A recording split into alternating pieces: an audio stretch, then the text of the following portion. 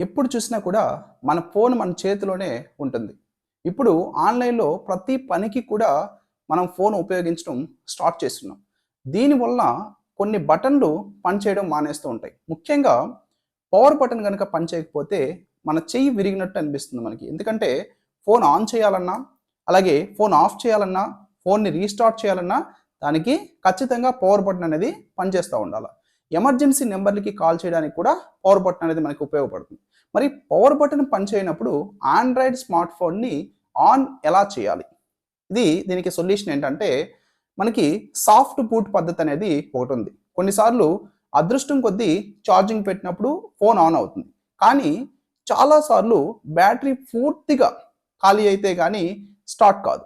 ఇలాంటప్పుడు soft reboot పద్ధతి ఉపయోగపడుతుందండి. ఇందుకోసం ఏం చేయాలంటే, ఫోన్‌ని ఛార్జింగ్ పెట్టాక వాల్యూమ్ బటన్ ఏదైతే ఉందో, ఈ వాల్యూమ్ బటన్ అప్ అలాగే డౌన్ 2 కూడా ఒకేసారి సుమారు 20 సెకండ్ల పాటు నొక్కి పెట్టుండాలి.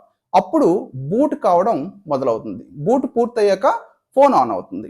మరొక పద్ధతి ఏంటంటే, కంప్యూటర్ సాయంతో కూడా ఆన్ చేసుకోవచ్చు. లైక్ మీరు ల్యాప్‌టాప్ కానీ, లేకుంటే డెస్క్‌టాప్ కానీ ఇలాంటివి మీ దగ్గర ఉన్నట్లయితే వాటికి మీ ఫోన్‌ని కనెక్ట్ చేయాల. కేబుల్ ఉంటుంది కదా! కేబుల్ ద్వారా కనెక్ట్ చేయాల.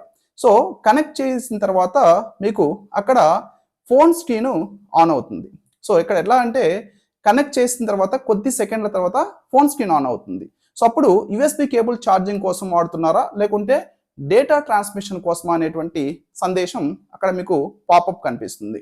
అప్పుడు డేటా ట్రాన్స్మిషన్ ఆప్షన్‌ని గనక మీరు ఎంచుకున్నట్లయితే ఫోన్ బూట్ కావడం మొదలవుతుంది. ఆ విధంగా కూడా మీరు ఫోన్‌ని ఆన్ చేసుకునే దానికి అవకాశం ఉంటుంది.